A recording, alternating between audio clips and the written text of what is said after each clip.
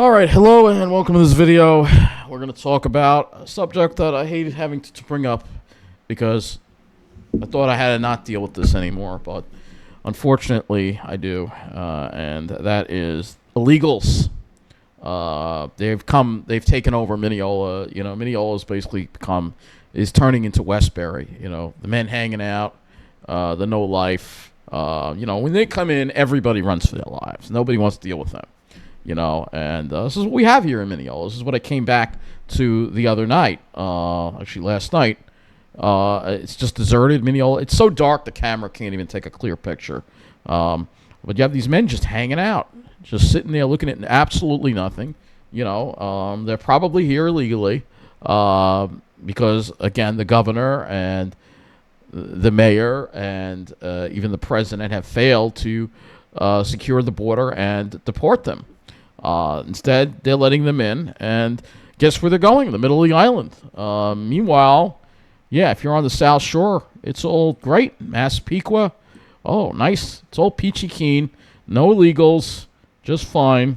You know, Lynbrook, nope, no illegals here either. Nope, it's fine there. It's doing great. Lynbrook's doing great. This was last night in Lynbrook. Plenty of life. It's doing great. Business is doing great. You know, people walking around, everybody's happy and smiling, and then you come back to, you know, Mineola, and you come back and you see stuff like this. You know, the guy just hanging around. This is a friend took this picture, all right? Possibly another illegal, all right? You see the cars with out-of-state plates. Yeah, they're all over the place now. We got cars with out-of-state plates all over the place. Yep. Take a look. You'll see what I mean. Out-of-state plates there, out-of-state plates there.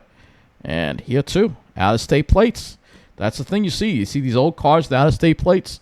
Another sign that you have illegals in the neighborhood. It's another sign that you're seeing them. It's another sign that they've arrived. You know, they're taking over. And, you know, while the snobs, well, they get to be pretty in their little enclave, but the rest of us can't live in. So let's talk about what these illegals are doing. Let's talk about it. Because this is one of the stories here. It says, suspect accused of raping teen in Queens remanded into custody after arraignment.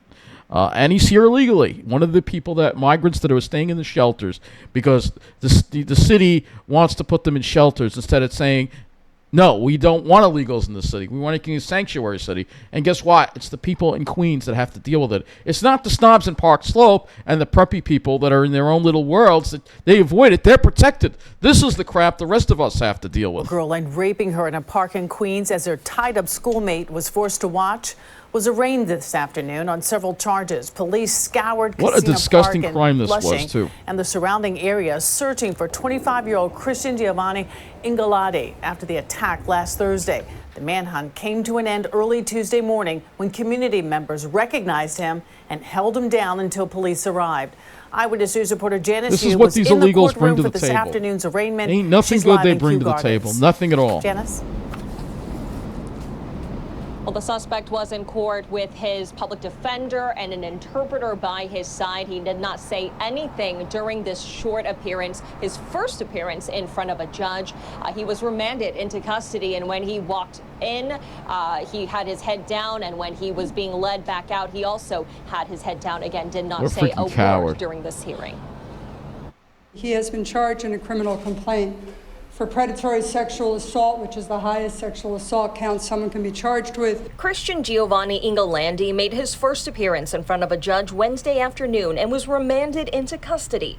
The 25-year-old was found by community members, beaten up, and handed over to police just 4 days following a brutal attack on two 13-year-olds in Kissena Park. The prosecutor says he was hiding under a car and had to be pulled out by officers. Queens DA Melinda Katz applauding the NYPD and the community for playing big parts in the quick arrest. This was an amazing citywide manhunt for this individual who allegedly raped a 13-year-old girl and kidnapped both the 13-year-old girl and the 13-year-old because this is what they do in their own country. During the hearing, the prosecutor revealed Ingalati admitted to detectives he threatened the two 13-year-olds with the knife he found and tied the teens to each other using shoelaces.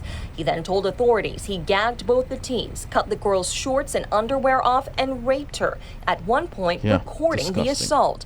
Despite the terror, the teens were able to remember key details about the What a suspect horrible, and heinous ultimately crime. ID him. It is amazing then from what they went through, their identification, their memory of the tattoo, the braces, all which was right on point.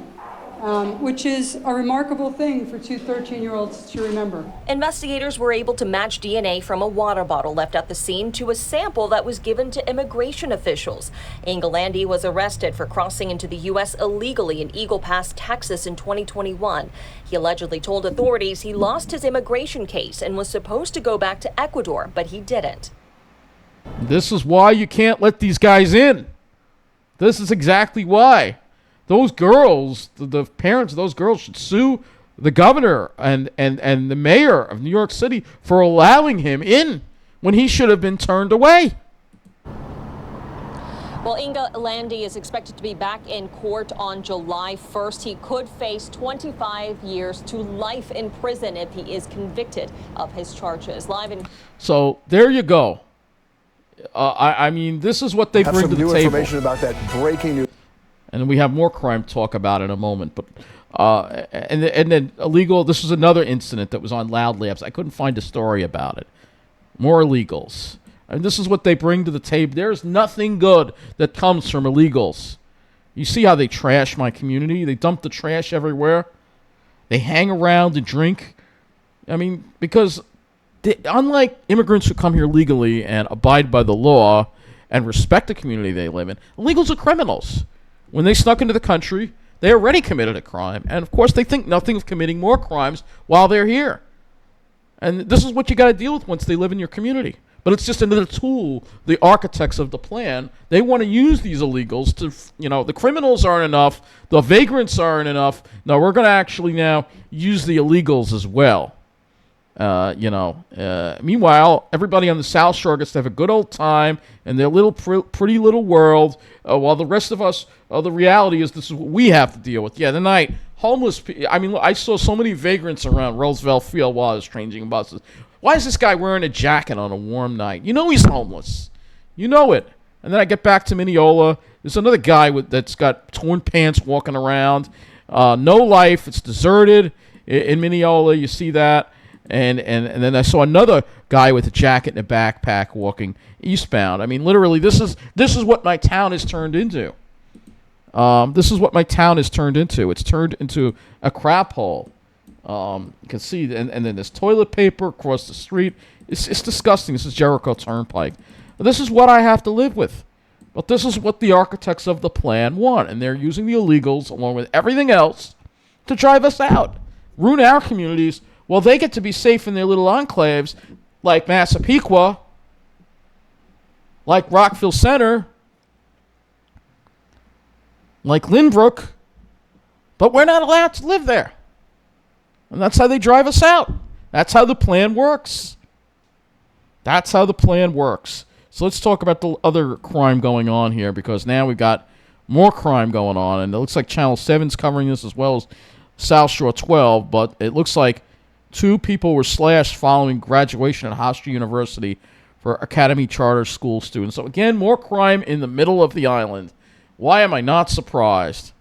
We're going to play the Channel 7 story because it says 5 masked men. Have some new information about that breaking news just into Eyewitness News about that stabbing at Hofstra University on Long Island. It's worse than we thought. 5 masked men said to have attacked a high school graduation procedure right there. You can see what's happening down there. Shannon Sohn can see what's happening up above. She's in Newscopter 7 with the latest. Shannon?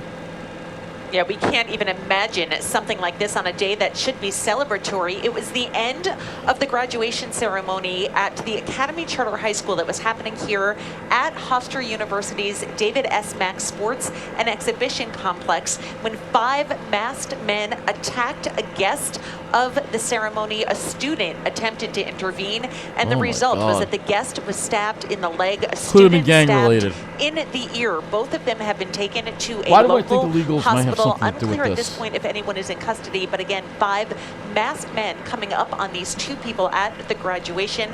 Just stabbing sounds like MS-13. as the commencement ceremony They haven't gone anywhere. They're was still ending. around. Reporting live over Hofstra University, Shannon Stone, Channel 7, Eyewitness News. So that's their story, and let's see what South Shore 12 has. All right, at least they actually covered this. Turned into a scene of panic. At least they're not being South Shore 12. They're actually covering this. Flashed after the Academy Charter School's graduation at Hofstra University. A spokesperson for the charter school confirmed it. News 12's Greg Thompson is on it for us tonight. He is on campus in Hempstead with the latest. Greg. That's another area that's got a lot of problems.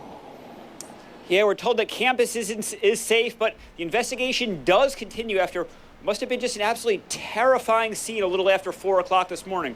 We're told the Academy Charter School of Uniondale and Hempstead had just wrapped up its graduation ceremony inside the Mac Center. That's the big basketball arena here. They were on their way out, and witnesses tell us off camera that a group of people wearing masks who seemed like they had been waiting for their opportunity jumped on someone who was walking out with their friends and family and just started beating them up and assaulting them. This sounds like now, gangs. People who had been standing around say that, again, it was just a scene of chaos there as they tried to figure out where they were going. A school spokesperson does tell us it seemed like this was some sort of targeted attack because of a domestic dispute. And during it, that man, who sources say is 20 years old, was the target, was slashed in the leg. Now, we're told the person who he was there with, an 18-year-old who had just graduated, jumped in to try and break things up when he was also slashed near the ear. Now, both of them were taken to the hospital. So far, no word yet on how they're doing. Like we said at this hour, the campus is back open to just about everyone. The school tells us that it is safe, but at least one student who we talked to who's still living here this summer, she didn't seem so sure. Yeah. You wouldn't think that anything would happen, especially over the summer. Like, I didn't think that a lot of people were here, so I didn't think that, something like that could happen. Like, it's really, really shocking. I thought public safety would be, more vigilant and I guess look out more, but I guess they didn't. Now, a school spokesperson tells us that Nassau Police has 6 people in custody in connection with this. Okay. No word yet on whether that's everyone or there still might be some other suspects they're looking for. Them. Now, we were able to get back on campus just around 7 p.m., and we found that the area around the basketball arena is still all taped off and has a large police presence around it. There's also another area near what looks like a dorm a little bit down from that. That also had police tape and Nassau County detectives going into it. We're told that's where they apprehended one of those suspects, so they're still doing a sweep of the area. So again, still a very active scene, still an investigation going on here. But again, the school does assure us that campus is safe. That is latest here at Hofstra University. Greg Thompson, News 12, Long Island. I'm glad they did cover that. So that's, this is what goes on in the middle of the island. Of course, all over the South Shore, other than that, South Shore is doing great. Long Beach, of course. Luckily, they were trying to do another gathering at Long Beach again. Luckily, it was stopped. But, of course, they're all over it. The lucky ones down here get to be safe. They get to have their nice world and be safe in their little South Shore world. And if something does go wrong, it will never happen again. You see that. They're on it. Of course, at the beach, thousands head to the beach. You got to be on the South Shore. That's the thing. And, of course, again, if something goes wrong on the South Shore, it will get coverage, and at least they did cover this in the middle of the island, but it won't get the same kind of attention that what happened in Long Beach will, just because it's not a lily-white area full of finance professionals, and that's just how it all works, so, but anyway, this is what we get to deal with in Mineola, and this, by the way, I'm pretty sure illegals live in this house as well, so this is what we have. This is what illegals bring. The criminals. It's just another element of the plan that they're using. So if they're dumping EDPs in our area, if they're dumping criminals in our area, ex-cons, sex offenders, that's not enough. Now they're going to put the illegals in too, while the privileged get to enjoy the good life. But we're not allowed to live with them, and that's why I got to fight. I got to live with them. It's the only way I can stay on Long Island. Otherwise, where I got to go wind up. So thank you for watching and have a good night.